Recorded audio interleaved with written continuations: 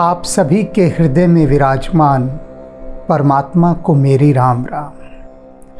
अयोध्यावासी परस्पर एक दूसरे को समझा रहे हैं कि किस प्रकार से वे रघुनाथ जी का भजन करें, राम को कैसे भजें।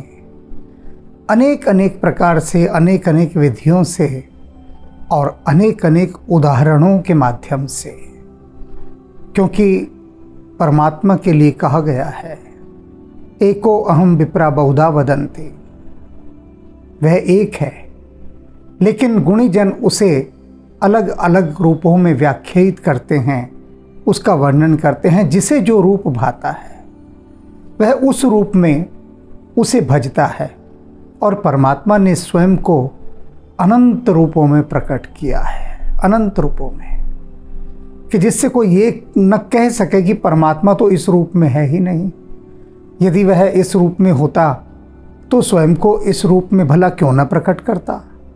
तो किसी न किसी विधि विधान के माध्यम से परमात्मा ने स्वयं को प्रत्येक स्थान पर प्रकट किया है।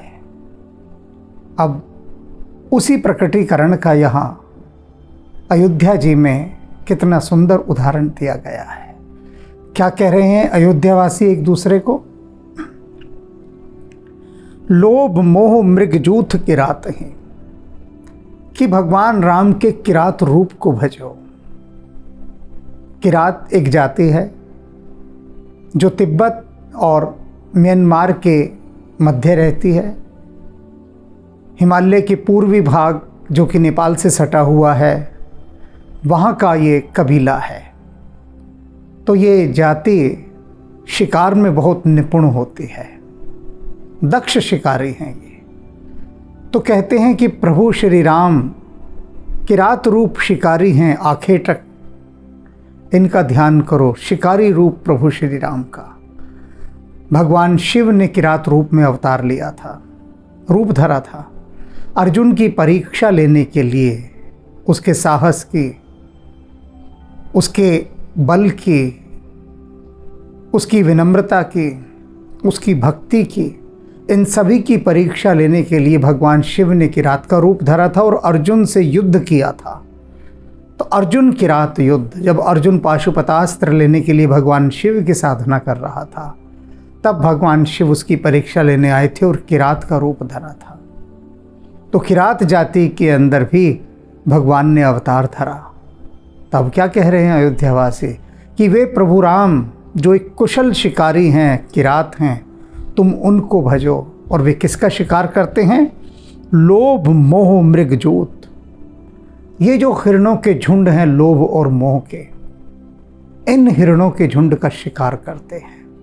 क्योंकि जो लोभ और मोह है ना, ये हिरणों के समान बहुत चंचल गति से कूदता फांदता रहता है निरंतर, और इनका शिकार करना बड़ा कठिन होता है। जरा सी भनक मिल जाए, तनिक आहट मिली नहीं हिरणों को कि तत्काल दौड़ जाते हैं, आप शिकार करिए, कैसे कीजिएगा, नहीं कर सकते। तो किरात की दृष्टि से शिकार नहीं बच सकता। तो कहते हैं जो प्रभु श्री राम है ना, ये किरात रूप हैं, इनको भजो।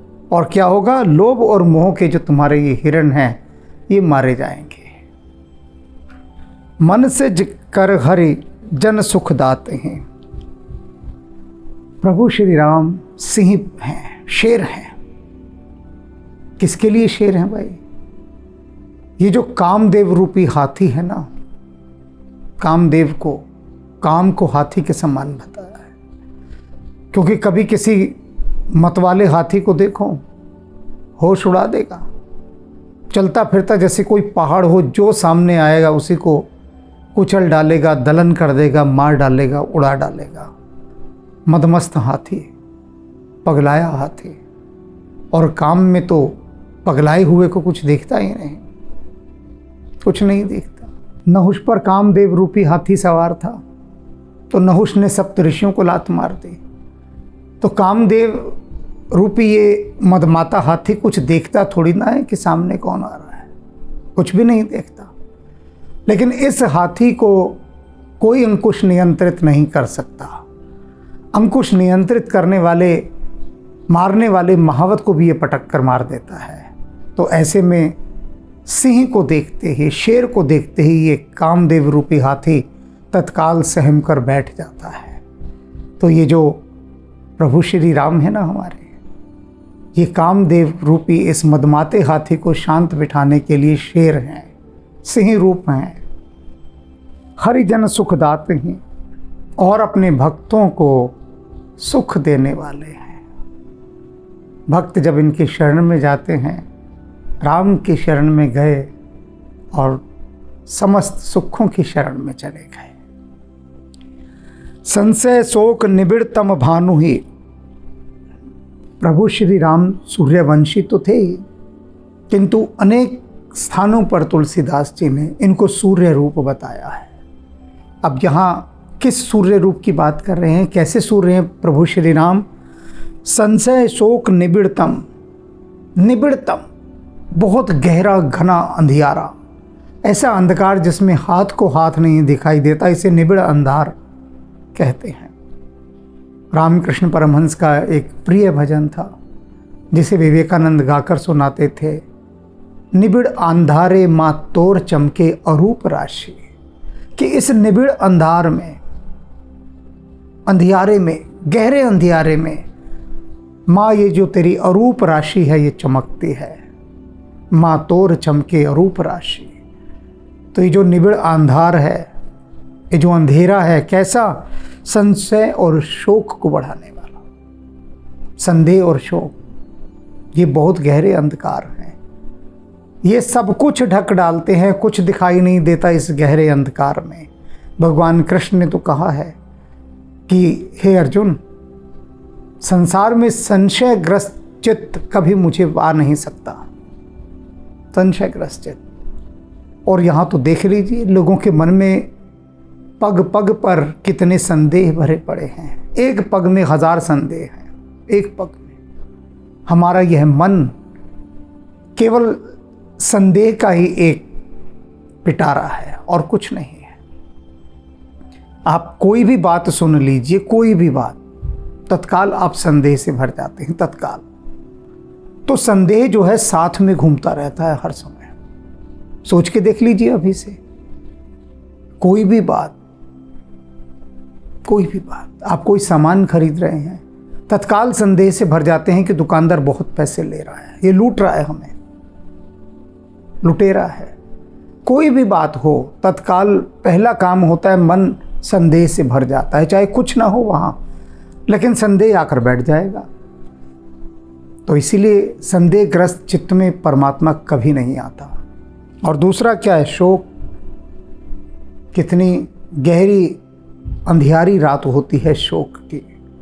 तो ये जो शोक और संशय हैं, इन दोनों के निबिड़ अंधकार को, गहरे अंधेरे को दूर करने के लिए प्रभु श्री राम सूर्य रूप हैं।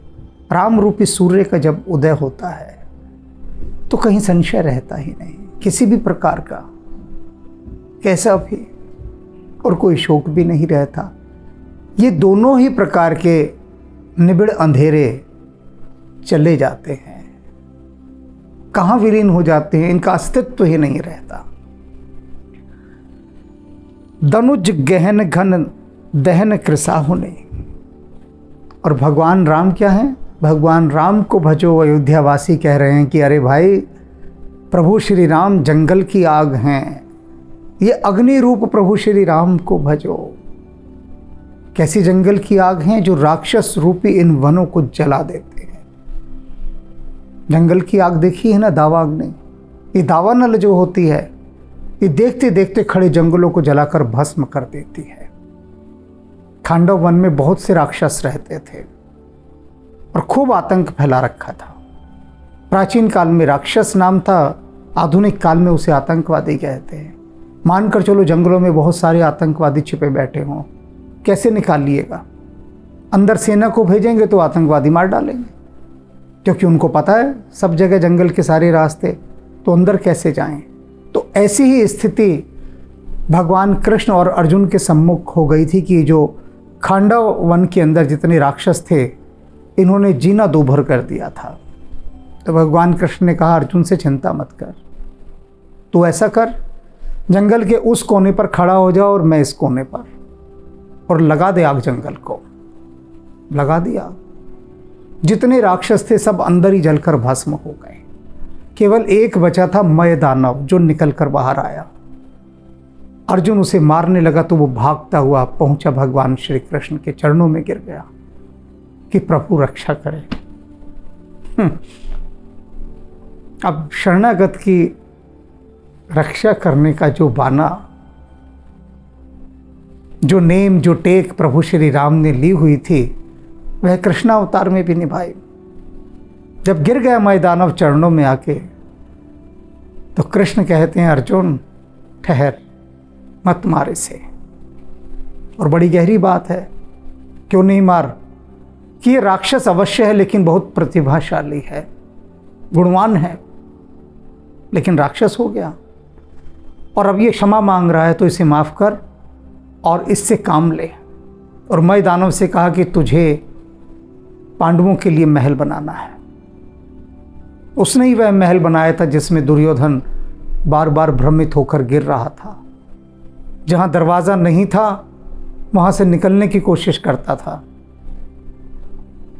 और टकरा जाता था, और जहां दरवाजा था वहां ठहर जाता था। जहां दिखता था पानी है भरा हुआ, वहां अपनी धोती उठाकर चलता था और कुछ नहीं निकलता था, और जहां देखता था कि सब कुछ सपाट है वहां पानी में गिर जाता था। तो ऐसा तिलिस्म, मायावी, ऐन्द्रजालिक महल मय दानव ने बनाया था। तो भगवान कृष्ण ने रक्षा की। इसलिए कह रहे हैं अयोध्यावासी की जो राम जी है ना, ये जंगल की आग है, और ये जो राक्षस है ना, ये वृक्ष हैं, जंगल है।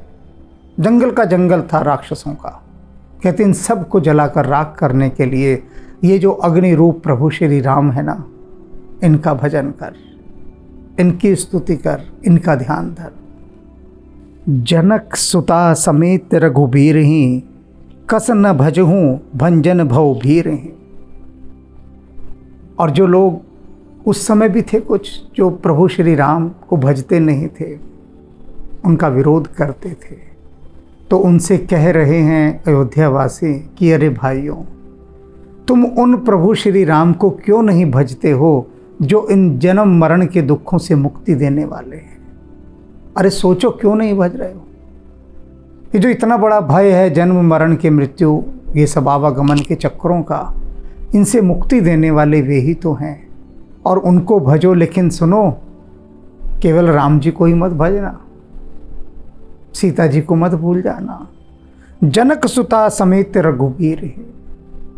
राम जी का भजन कर रहे हो ना, तो जानकी जी के साथ करना, जनक सुता सीता जी के साथ। राम का ध्यान धरते समय सीता जी भी साथ होनी चाहिए। और फिर देखो तुम जन्म मरण के इस बंधन से तुम्हें कैसे मुक्ति मिलती है, इस भय से तुम मुक्त हो जाओगे, इस भय से। तो ये जो राम दरबार की सुंदर एक छवि है, ये हृदय में विराजमान रहे। ये अयोध्यावासी एक दूसरे को समझा रहे हैं। बहु वासना मसक हिम राशि। और राम जी क्या हैं? राम जी हिम राशि हैं, बर्फीली हवा हैं, बर्फ है राम जी। तो किसके लिए? बहु वासनाएं, जो विभिन्न प्रकार की वासनाओं रूपी मच्छर है ना, वासना रूपी मच्छर। अब देखो, वासनाओं को मच्छर कहा है क्यों? कि मच्छर भिन भिनाते रहते हैं, काटते रहते हैं, और मच्छर के काटने से जो भयंकर खुजली होती है, पीड़ा होती है, वह असहनीय होती है। और मच्छर काट ले तो ज्वर भी चढ़ता है बड़ा भयंकर। तो कहते हैं जो विभिन्न प्रकार की काम वासनाएं हैं, इच्छाएं हैं, ये इच्छाओं रूपी मच्छरों के द्वारा मनुष्य कितने काटे जाते रहे हैं। मच्छर जब काटता है तो कितना बेचैन कर देता है, और ये इच्छाएं रूपी मच्छर तो लगातार निरंतर काटते ही जा रहे हैं। और इसका कारण और परिणाम क्या होता है? दोनों ही। कारण क्या है कि हम राम को नहीं भजते, परिणाम क्या है कि हम कष्टों में और दुखों में डूब जाते हैं, व्याकुलता से घिर जाते हैं। तो ऐसे मच्छरों के लिए प्रभु श्री राम शीत ऋतु है, बर्फ है। जब बहुत अधिक ठंड पड़ती है ना तो सारे मच्छर मर जाते हैं, कोई मच्छर पैदा नहीं होता। गर्मियों में देखो मच्छर कितने निकल निकल कर आते हैं, जहाँ देखो वहीं मच्छर, बरसातों में मच्छर। लेकिन जब भयंकर जाड़ा पड़ रहा होता है तब मच्छर पनप ही नहीं पाता, पैदा ही नहीं हो पाता, मर जाता है। और इसीलिए प्रभु श्री राम बर्फ रूप हैं, हिम रूप हैं, शीत रूप हैं। किन के लिए? इन काम वासना रूपी मच्छरों के लिए। कितने कितने प्रकार से तुलसीदास जी ने प्रभु श्री राम की स्तुति करने के लिए कहा है, उनका ध्यान धरने के लिए कहा है। अरे जो बर्फ का धंधा करता हो, बर्फ के गोले बना बना कर बेचता हो, वही बर्फ के गोले में प्रभु राम का ध्यान धरे, वही ध्यान धरे, वहीं से हो जाए, बात बन जाए उसकी। जो शिकारी हो वो शिकारी रूप से ही बात धर ले भगवान श्री राम की। जो सूर्य का उपासक हो वो सूर्य को जल चढ़ाते समय ही भगवान राम का ध्यान कर ले।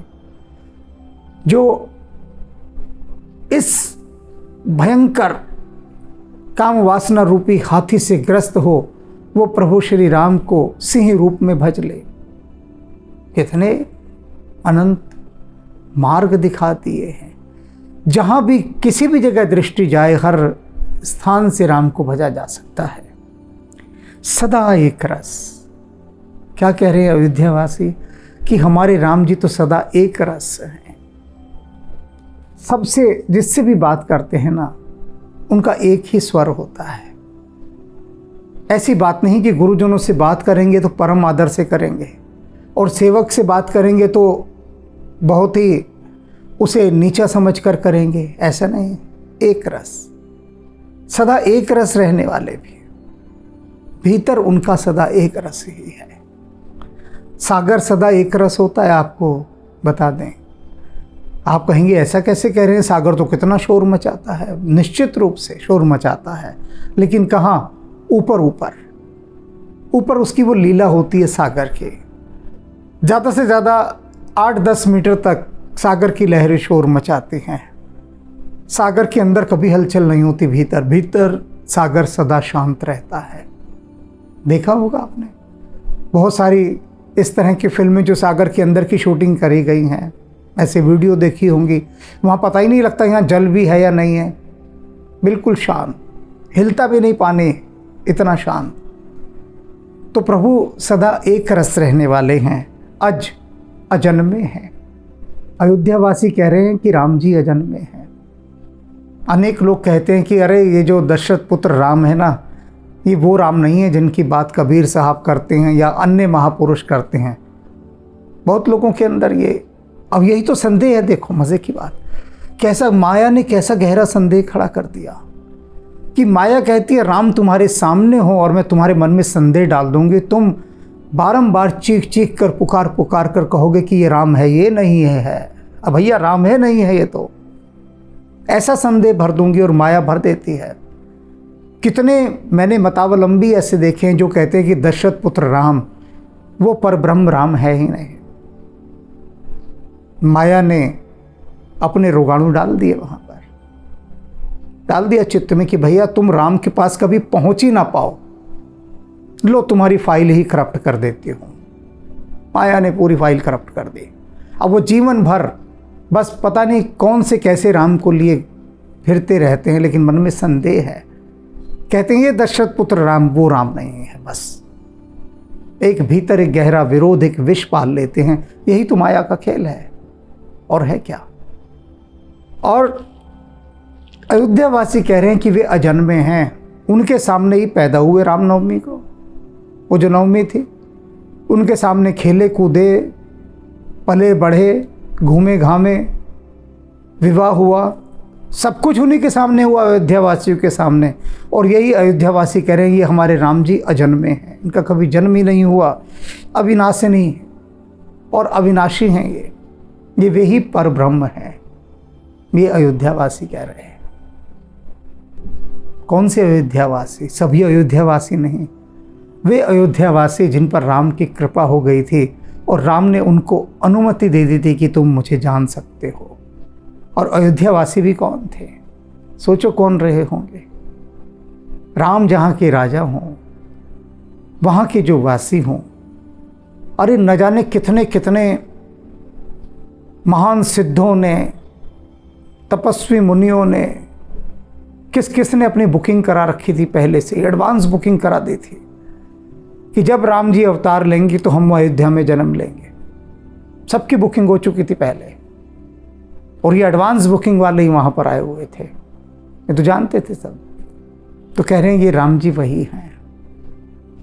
मुनि रंजन भंजन मही भार हैं, और मुनियों का रंजन करने वाले, उनको आनंद देने वाले, भक्तों को आनंद देने वाले, साधुओं को आनंद देने वाले, दुष्टों को भी आनंद देते हैं राम जी।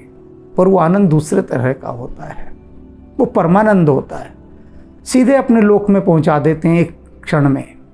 और भक्तों को कहते हैं तुम अभी यहीं रहो, हमारी लीलाओं का आनंद लो। तो मुनि रंजन, मुनियों को आनंदित करने वाले, भंजन वही भार हैं, और धरती के भार को उतारने वाले इन राम जी को भजो। धरती इतनी त्रस्त हो गई थी, भयभीत हो गई थी रावण के अत्याचार से, कि जब सारे देवता, ऋषि, मुनि और गौ माता सब ब्रह्मा जी के पास गई तो धरती भी गई थी।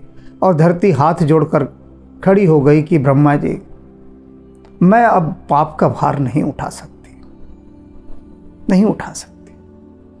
रावण के इतने अत्याचार हैं, इतने पाप हैं, इतनी क्रूरता है कि मैं उसके भार से दबी जा रही हूँ। मुझे भार मुक्त कीजिए, मुझे भार मुक्त कीजिए। और राम जी ने धरती को भार मुक्त किया, राक्षसों का सर्वनाश किया। तुलसीदास के प्रभु उदार हैं, और तुलसीदास के जो ये प्रभु हैं श्री राम, ये परम उदार हैं, परम उदार। इन उदार प्रभु श्री राम का भजन करो, इनका सिमरन करो, इनका ध्यान धरो,